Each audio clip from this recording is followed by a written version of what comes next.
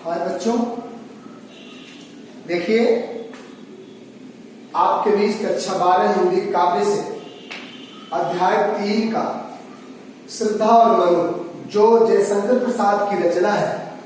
जयशंकर प्रसाद बड़े ही उच्च कोटि के साहित्यिक कवि थे और इनकी बहुत सारी साहित्यिक रचनाएं हैं, जिसमें मुख्य रूप से उनके लिए सब कुछ, हर उनकी रचनाएं मुख्य हैं।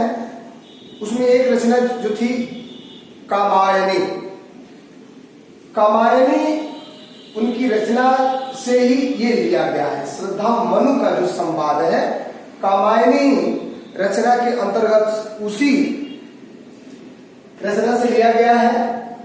इसमें श्रद्धा और मनु के बीच का जो वार्तालाप है उसको जयशंकर प्रसाद ने बड़े मार्मिक भावों में इसको व्यक्त किया है अपने छंद में।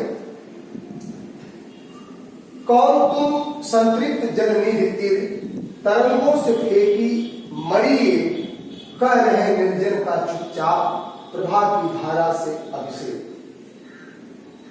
ये मनु जो था एक नवयुवक था, एक जगह निर्जन स्थान पर बिल्कुल शांति स्थिति में निष्क्रिय दशा में बैठा हुआ था और श्रद्धा की नजर मनु पे पड़ती है तो वो पूछती है तुम कौन हो? संतृप्त अर्थात तुम निष्क्रिय हो, जल निधि, यानी इस जल निधि समुद्र के किनारे या सागर के किनारे, इस किनारे पर तुम कौन हो, क्या कर रहे हो? तरंगों से फेंकी मणि, तुम उस मणि के समान लग रहे हो जिसको सागर अपनी मणि को किनारे फेंक देता है। उसी मणि के समान तुम इस तरह के एक मणि हो, कह रहे निर्जन का चुपचाप, प्रभा की धारा से अभिषेक। वह निर्जन स्थान में तुम चुपचाप क्यों पड़े हो? तुम्हारी प्रभा की जो धारा है वो हमारे मन को बड़ी अवलोकित कर रही है। ये श्रद्धा मनु से कह रही है। मधुर विश्रांत और एकांत, तुम्हारा जो रूप रंग है बहुत मधुर है, विश्रांत बिल्कुल शांति का प्रतीक हो, और एकांत तुम्हारा मन बहुत एकांत है। जगत का सुलझा हुआ एक रहस्य, तुम जगत का, तुम संसार का एक सुलझा हुआ क्या हो, एक रहस्य, एक करुणामय सुंदर हो, तुम करुणामयी हो। तुम्हारी स्थिति बहुत मौन धारण किए हो, सुंदर हो, तुम्हारी स्थिति ऐसी क्यों है, और चंचल मन का आलस। जब इन बातों को जब सुना मनु, इसके मन में चंचल सी भावना उत्पन्न होने लगी। जब श्रद्धा की बातों को मनु ने सुना तो उसके मन में उसकी बातों को सुनने के लिए क्या हो गया, आलस्य सी भावना, लालसा जागृत हो गई और उससे पूछ रहा। लेकिन श्रद्धा भी उसके चुपचाप एकांत स्थिति को देख करके उसके मन की अलसता को जानने का प्रयत्न करती है। इसमें भाषा खड़ी बोली है, जिसमें शब्द शक्ति है, लक्षणा है।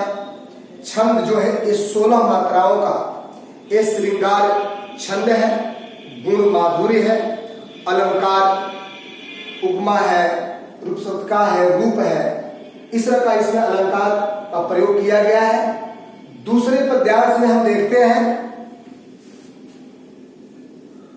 सुना यह मनु ने मधुर गुंजार, जब यह श्रद्धा की पूछी गई बाणी को जब मनु ने सुना, इस मधुर मीठी गुंजार आवाज को, मधुकारी सा जब सानंद, जब इस मीठी आवाज उसके कानों में जाती है तो वह हिलने डुलने लगता है कि ये मुख नीचा कमल सा समान बैठा हुआ था। अपने मुख को, इन मीठी बाणी को सुन करके अपने कमल के समान मुख को क्या कर लिया, नीचा कर लिया।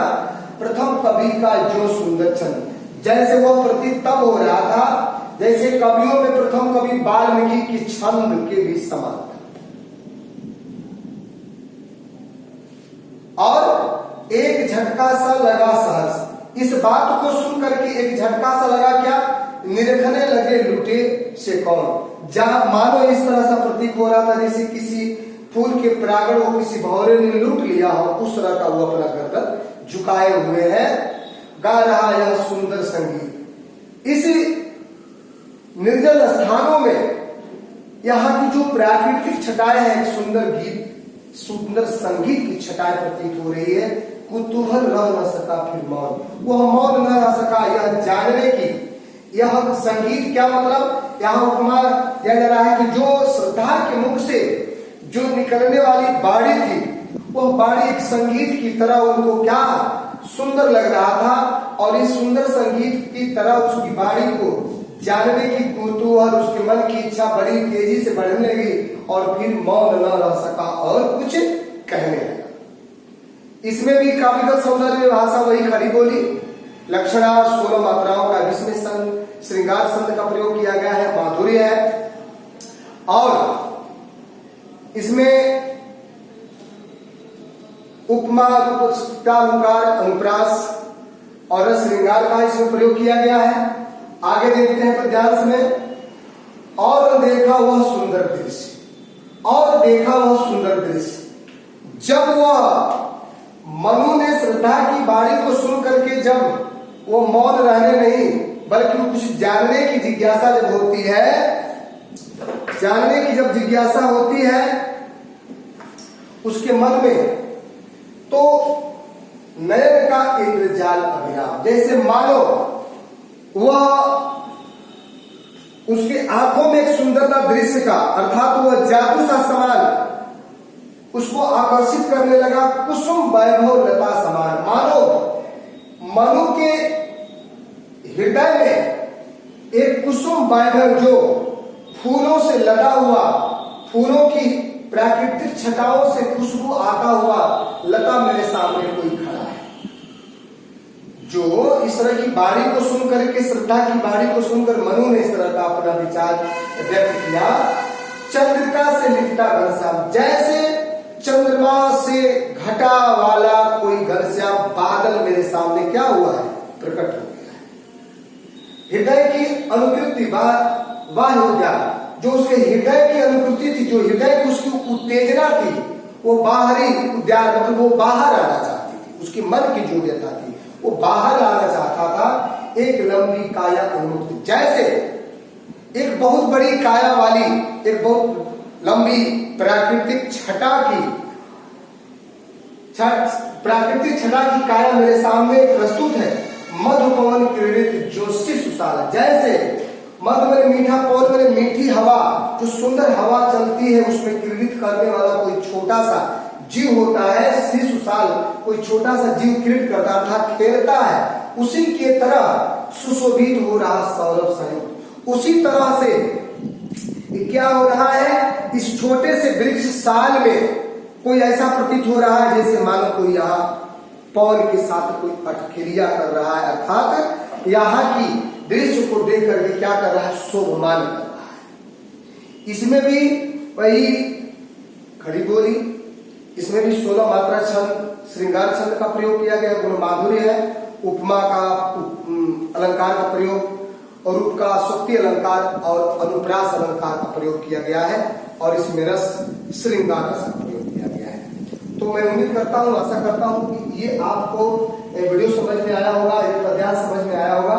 इसके अगले भाग, ये पहला भाग है आपका, इस पहले भाग के बाद हम दूसरे भाग में आपके समक्ष आप वीडियो भेजेंगे।